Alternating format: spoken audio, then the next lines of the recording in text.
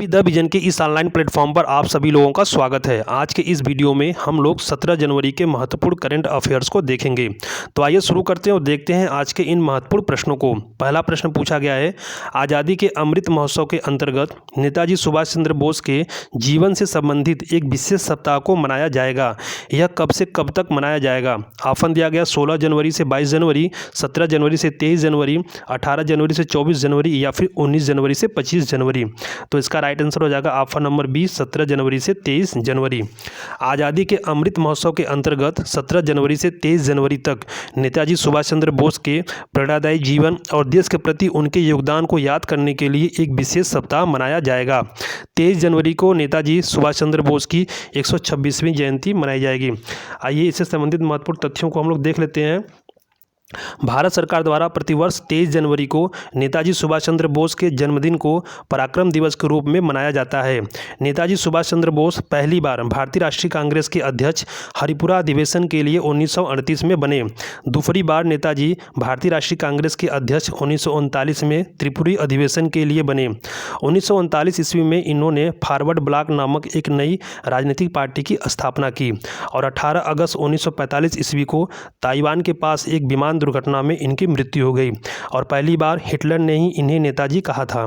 आइए प्रश्न संख्या 2 देखते हैं हम लोग। प्रश्न संख्या 2 में पूछा गया है, देश में पहली बार किस राज्य में मध्यस्थता कानून को पायलट प्रोजेक्ट के तौर पर शुरू किया गया? झारखंड, राजस्थान, छत्तीसगढ़ या फिर महाराष्ट्र। तो इसका राइट आंसर क्या हो जाएगा? इसका right answer option number C हो जाएगा, छत्तीसगढ़। आइए इससे संबंधित महत्वपूर्ण तथ्यों को हम लोग देख लेते हैं। मध्यस्थता कानून के लागू होने से न्यायालय में लंबित प्रकरणों में कमी होगी और इन सुनवाइयों पर लगने वाले समय और खर्च में भी बचत होगी। इसमें जब दोनों पक्ष राजीनामा के लिए अपनी सहमति देंगे तब उनसे हलफनामा लिया जाएगा। न्याय की इस व्यवस्था में दोनों पक्षों को एक दूसरे की बातें सुनने और भावनाओं को समझने का पर्याप्त अवसर प्राप्त होगा। इसमें निर्णय लेने का अधिकार भी दोनों पक्षों को होगा। आइए प्रश्न संख्या 3 देखते हैं हम लोग। प्रश्न संख्या 3 में पूछा गया है, विश्व आर्थिक मंच की वार्षिक बैठक का आयोजन कहाँ किया जा रहा है? ऑप्शन दिया गया है टोक्यो, दावोस, बीजिंग या फिर पेरिस। तो इसका राइट आंसर क्या हो जाएगा? इसका right answer option number B हो जाएगा, दावोस। स्विट्जरलैंड के दावोस में विश्व आर्थिक मंच की वार्षिक बैठक का आयोजन किया जा रहा है। प्रश्न संख्या 4 देखते हैं हम लोग। प्रश्न संख्या 4 में पूछा गया है, किस भारतीय फिल्म को क्रिटिक्स चॉइस ऑफ अवार्ड में सर्वश्रेष्ठ विदेशी भाषा की फिल्म का पुरस्कार दिया गया? ऑप्शन दिया गया गंगूबाई काठियावाड़ी, इराविन निझाला, RRR या फिर इनमें से कोई नहीं। तो इसका right answer option number C हो जाएगा, RRR। आइए इससे संबंधित महत्वपूर्ण तथ्यों को हम लोग देख लेते हैं। इस फिल्म के सॉन्ग को क्रिटिक्स चॉइस ऑफ अवार्ड का पुरस्कार भी प्रदान किया गया और इस फिल्म को SS राजामौली द्वारा निर्देशित किया गया है। हाल ही में कैलिफोर्निया में आयोजित 80वें गोल्डन ग्लोब पुरस्कार में इस फिल्म के सॉन्ग नाटू नाटू को सर्वश्रेष्ठ मूल गीत का पुरस्कार प्रदान किया गया था और इस गाने को चंद्रबोस ने लिखा है जबकि काल भैरव और राहुल ने इसे अपनी आवाज़ दी है। इस गाने को MM कीरवानी ने संगीतबद्ध किया है। आइए प्रश्न संख्या 5 देखते हैं हम लोग। प्रश्न संख्या 5 में पूछा गया है कि राष्ट्रीय स्टार्टअप दिवस 2023 कब मनाया गया? इसका PDF आप लोगों के हमारे टेलीग्राम चैनल पर मिल जाएगा जिसका लिंक डिस्क्रिप्शन बॉक्स में दे दिया गया है। 15 जनवरी, 16 जनवरी, 14 जनवरी या फिर इनमें से कोई नहीं। तो इसका राइट आंसर क्या हो जाएगा? इसका right answer option number B हो जाएगा, 16 जनवरी। इससे संबंधित महत्वपूर्ण तथ्यों को हम लोग देख लेते हैं।